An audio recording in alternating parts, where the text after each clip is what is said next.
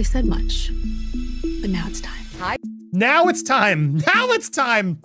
I want to start on that part because here's an update on that too. Tiffany Richardson was on this show, and here's that moment. If you forgot it. I am. But I can't change it, Tyra. I've been... Yes, you can. No, You can't change what? I'm sick of crying about stuff that I cannot change. And you come in here with a defeatist attitude. I don't have a bad attitude. Maybe I am angry inside. I've been through stuff, so I'm angry. Yes, but it's not, this is not, be quiet, but Tiffany. everybody, Be quiet! That's what is I'm wrong not with you. trying to- But you're not. Stop it!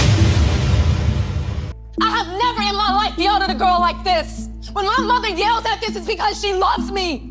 I was rooting for you. We were all rooting for you. How dare you? They said she was building dreams. They said she was creating supermodels. But what if the empire was built on humiliation, breakdowns, and young women pushed to their emotional limits while the cameras kept rolling and the ratings kept climbing? The new wave of backlash didn't start quietly. It exploded. A Netflix documentary reopened wounds that many former contestants say never healed. And suddenly, the woman who once shouted about rooting for them is being accused of rooting for the drama instead. The narrative flipped overnight. The mentor image cracked. And now the question everyone is whispering is whether the tears, the screaming, and the public humiliation were ever about modeling at all. The reckoning feels calculated and chaotic at the same time. Former insiders are speaking. Contestants are revisiting trauma. Old clips are resurfacing. And what once felt like tough love now looks different through a modern lens. The documentary frames it as exposure. Critics call it exploitation. Supporters call it context. But the accusations are heavy. They suggest young female contestants were emotionally pushed, professionally misled, and left to deal with the aftermath long after the spotlight moved on.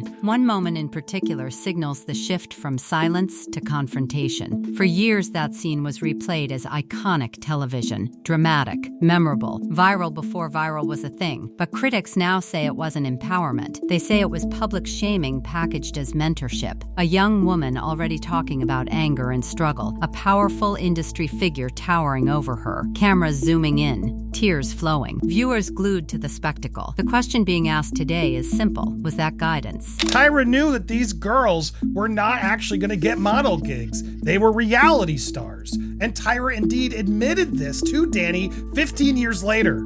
She's like, I knew that there were certain doors that you couldn't even get into because you did top model, and I did nothing about it. And that's when I said, respectfully, Tyra, you have no fucking idea. And so to have her, a black woman, say to me over the phone that I knew you were struggling and I did nothing about it? What? So fucked up. Oh, so fucked up. And there's so many stories like this. Or was that emotional spectacle designed for ratings? The documentary doesn't stop there. It digs deeper into what contestants describe as long-term damage. Not just feelings hurt in a competition, but careers altered, doors quietly closed, aspirations redirected into a reality TV box that the fashion industry allegedly refused to open. One former contestant claims that years later, Tyra admitted something that hit harder than any on-camera critique. That allegation changes everything, because if true, it reframes the entire premise of the show. It suggests the competition may have created stars for television, but not for high fashion. It suggests some contestants were celebrated on screen while being professionally sidelined off screen. It implies knowledge. It implies silence. It implies profit continued, while opportunities allegedly dried up for the very women told they were being launched into greatness. Then comes the darkest accusation, the one that critics say crosses from emotional pressure into something far more disturbing. A former contestant describes a night of heavy alcohol, vulnerability, and cameras that never turned away. The weight of that statement is impossible to ignore. The allegation is not just about embarrassment. It is about vulnerability captured on tape. It is about consent questioned after intoxication. It is about producers allegedly choosing footage over intervention. Why are we filming this? Cycle 2 contestant Shandy Sullivan claims that producers gave her alcohol until she was blackout drunk and then filmed her as she had in the shower. And while Tyra has distanced herself from direct production decisions, critics argue that leadership carries responsibility. They argue that power at the top cannot simply step aside when controversy erupts at the bottom. The pattern described in the documentary paints a picture of extreme pressure. Contestants describe long filming hours, emotional isolation, competitive stress amplified by editing, and then another former winner speaks out about conditions that allegedly went beyond emotional strain. Insert clip 5. Start 11:41, end 12:00. Adrienne Curry, she details how the psychic was psychological warfare, starving, sleep deprived. She goes in and more details this. They were starving all day, not being fed by production till 3:00 or 4 while filming. I lost so much weight when I was there. We weren't eating properly. You're effing hungry. Come on for the show wrap. Grandma looked at me like, your face is sunken. You were skeleton. Psychological warfare, starving, sleep deprived. Those are not words usually associated with empowerment. They are words associated with breakdown. And when those claims are layered on top of public humiliation and alleged career sabotage, the narrative becomes explosive. Critics now ask whether the show thrived on pushing contestants to their breaking points because vulnerability makes compelling television. Tyra has addressed certain moments. She has acknowledged going too far in specific instances. She has framed some reactions as deeply personal and tied to her own experiences. But critics argue that acknowledging one outburst does not erase years of footage that they now view through a harsher lens. They argue that announcing future seasons while former contestants are describing trauma feels tone-deaf. They argue that rebranding does not rewrite history, and yet there are those who defend her. They say the show reflected the harsh realities of fashion. They say contestants signed contracts. They say editing amplifies conflict. They say reality TV in the early 2000s was ruthless across the board. They say hindsight is powerful and culture evolves. But the controversy refuses to fade because the stories are not abstract. They are personal. They are emotional. They are coming from women who once stood under bright lights believing they were chasing dreams. The empire was built on transformation, makeovers, catchphrases, emotional arcs. But transformation cuts both ways. For some, it meant exposure and opportunity. For others, according to their own accounts, it meant being defined forever by breakdowns caught on camera. The debate now is not just about television. It is about responsibility. It is about power dynamics between an industry icon and aspiring young women. It is about whether fame and profit were prioritized over protection and long-term well-being. The question hanging over everything is brutally simple. Was this mentorship gone wrong? Or was it a system designed to generate drama at any cost? The documentary does not give a clean answer. It gives voices, it gives accusations, it gives context, and it leaves viewers wrestling with the possibility that what once felt inspirational may have left scars that never made it into the glossy highlight reels. If the show was about finding America's next top model, the backlash suggests something else was discovered instead. A reality television machine that may have thrived on emotional intensity while the women inside it carried the consequences. The spotlight has shifted, the scrutiny is intense, and the story is far from over. The silence didn't break all at once. It cracked slowly, first with whispers, then with interviews, then with contestants who no longer cared about protecting the illusion. Because the illusion was powerful. It told millions of viewers that this was a fair competition. It told young women that suffering was part of becoming stronger. It told audiences that tears were proof of transformation. But now former contestants are suggesting those tears were something else entirely. They say they were survival. They say they were pressure. They say they were the emotional cost of being trapped inside a machine that needed breakdowns to stay alive. What makes this story so explosive